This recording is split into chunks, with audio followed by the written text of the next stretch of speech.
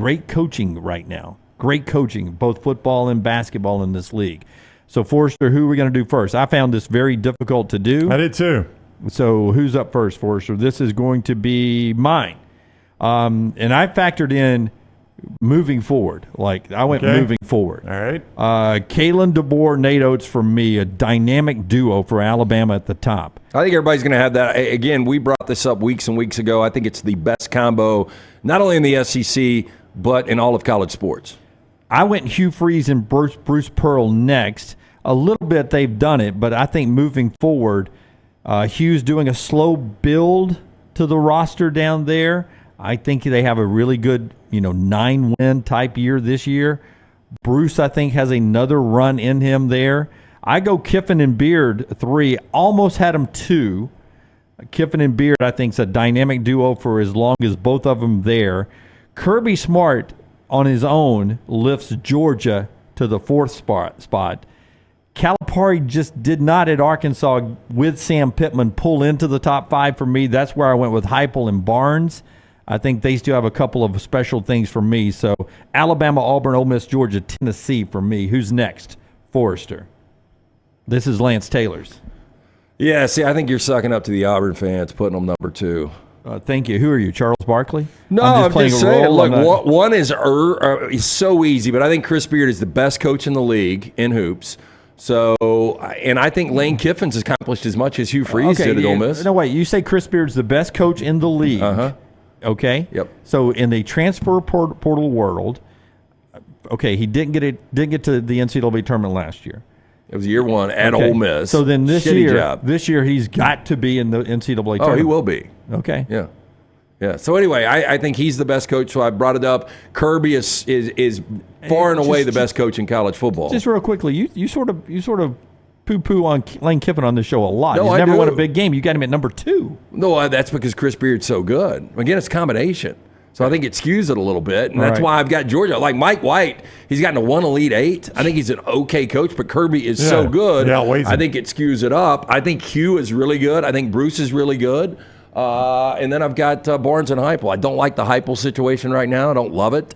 I thought about it, but I can't really go Sam Pittman and John Calipari. That's where close. I was too. I couldn't pull Arkansas in there. So we've got the same 5, just in a slightly different order, because I'm kissing up to Auburn fans. Brown, how much do you kiss up to Auburn fans? Well, I gave a lot of weight to balance. Like DeBoer and Oats are balanced, Freeze and Pearl are balanced. But at some point, you've got to accept imbalance and say Kirby Smart's got 2 national championships.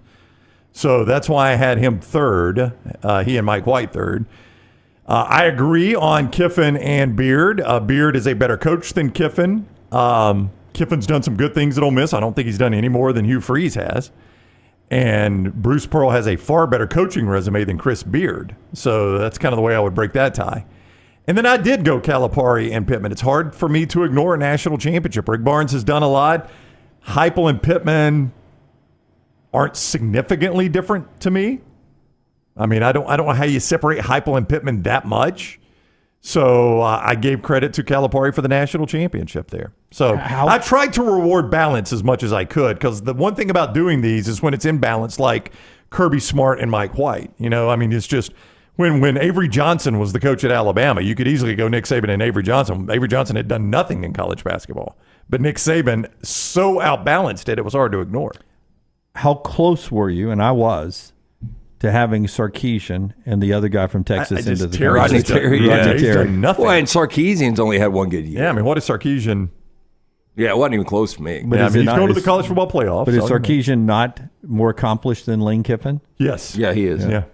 But I think Beard's not more accomplished than Terry. But is he not more accomplished than Hugh Freeze? I mean, he's going to a college football playoff, and that's going to, when it's only a 14 playoff, going to weigh it down a little bit more. Before that, I would say he and Hugh Freeze were very, very close. But once you've been to a college football playoff, yeah. What's Hugh's best thing? Hugh Freeze. And probably there was an 11-win season at Ole Miss, beating Alabama back-to-back years. Yeah, Liberty had really good seasons. He had Ole Miss ranked in the very first college football playoff poll. Yeah. He took them to heights they had never been before Lane Kiffin got there. I think he's done as much at Ole Miss or more than Lane Kiffin has done. It becomes a tricky conversation if you're not an Alabama fan, when you start trumpeting what Hugh Freeze has done, I think the biggest thing he has on his coaching resume right now is that he beat Alabama in back-to-back years. He beat Nick Saban in back-to-back years. That is the best thing he has on his coaching resume right now. Am I incorrect? Well, I don't like the way you phrase it, though.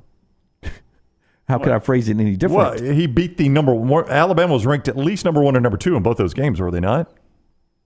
But they were Alabama, right? Well, yeah, but you say he beat Alabama and Nick Saban, and that is true. But if you remove both those things, they were number 1. I mean, that's the number 1 team. It doesn't matter. I felt like the way you were phrasing it is only Alabama fans look at it that way. Is that what you meant by that? I'm just saying it's if you're not a fan of Alabama, it becomes a very, you don't want to give Alabama as much credit for the last 17 years as they probably deserve. That the biggest thing on your resume to date is the fact that you beat Alabama in back-to-back years.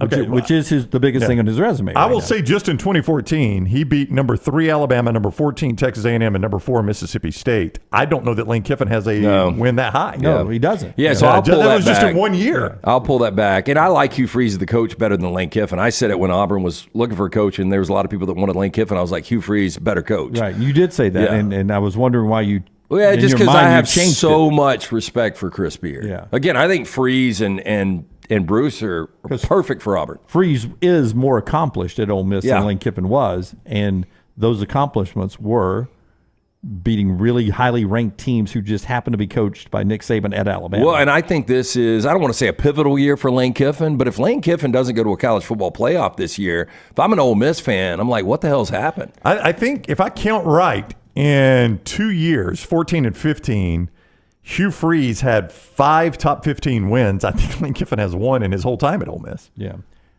But Lane's got more wins. Like he had those magical 10-win regular seasons, which hadn't happened since forever at Ole Miss. He had the first 11-win season in Ole Miss history. If that reminds me. In 2014, Ole Miss was 9-4, and they had 10 wins the next year. So he had 1 more win than Hugh that got him to that back-to-back 10 wins. Hugh Freeze did more at Ole Miss than Lane Kiffin has yet. Yeah.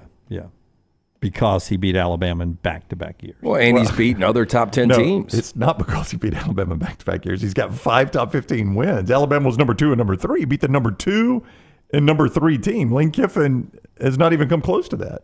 His best wins were what? Who? Hugh Freeze. They were Alabama, but they were number 2 and number 3 Alabama. But you're saying it like it's only because it was Alabama. That's really irrelevant. If it had been LSU or if it had been Florida at number 2 and number 3, those are wins against top 5 teams. Yeah, I'm just saying it just happened to be Alabama. It did.